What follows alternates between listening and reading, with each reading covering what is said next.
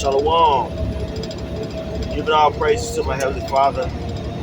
His name is Yahweh, by Yeshua, Yahushua, by Yeshua, Kaharadash.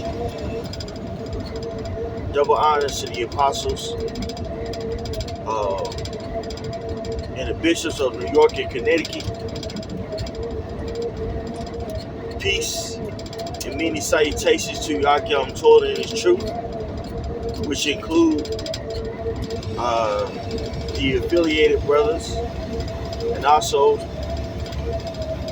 Shalom to you Akyam and Akwaf that's listening.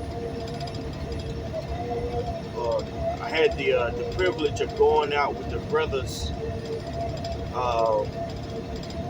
in the evening camp, the priest R's camp, and the elders, the Saquon Kadar's camp, and we was going into the vices of black culture, and how it's one of the worst things that we have to endure here. The whole concept of being black, and also the lifestyle culture that comes with it. It's a lifestyle that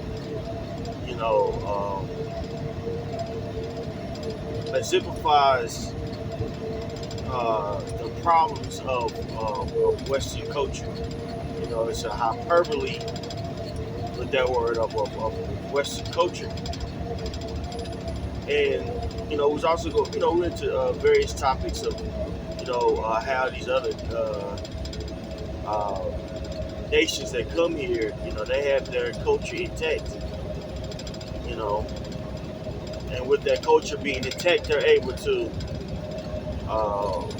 prop themselves up higher than us. It's actually a term called middleman and minority, to where you have these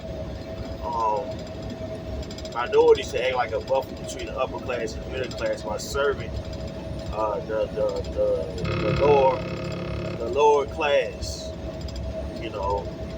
via convenience stores, restaurants, housing, things of that nature. And we see that being exemplified with the Asians, the Moabites, especially in California. Not sure nationwide, man. They're coming over here. Moabites, aka the Chinese, come over here and buying substantial amounts of land. And they don't have you so-called Negro, Latino, Native Americans in their thoughts at all, man. And thinking to myself, that's the importance of racism. Racism has a negative connotation, but racism builds civilizations. Every civilization was birthed from racism, and every nation thrived off of that concept. And guess what?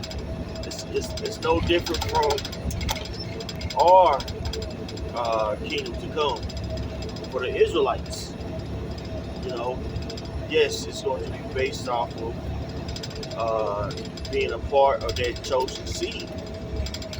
And it's understanding that we have, the average Jake is not going to be able to understand it. When I say Jake, it's a nickname that we give for Israelites, Judah, or Jacob. It's just short for Jacob, right? We usually give it to Judah, though. You know what I'm saying? But sad to say, most people, so-called Negro, Latino, Native Americans, they don't understand what we say because they have the lenses of people who have been oppressed. Okay? So they don't understand the power uh, that lies with being for your people and your people only, which is racist. So you so-called Negroes, you have been made the mascot of oppression. And with that mindset, various people have attached to your movement, um, the civil rights movement, right? Various people have attached to your movement, um, and you haven't benefited from these various movements. Okay, like the Civil Rights Act 1968 that helped immigrants, get rights. The various amendments, has helped, the Asian community, the alphabet community, every community but yours, even the Asian community but yours. So the so-called Negro gets a lot of symbolism of acceptance, but economically speaking, you know what I'm saying?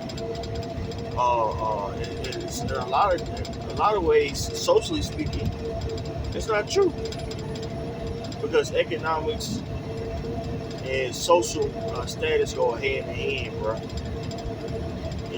That's actually a term called social segregation, where people are segregated based off of their income.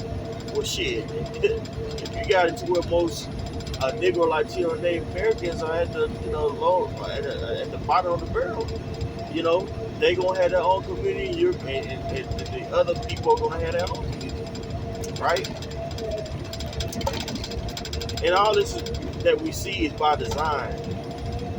The whole word of race and things and racism is just a buzzword, right? And now you so-called Negroes, you're seen as the connoisseur on racism and oppression, right? And with that trodden down mindset,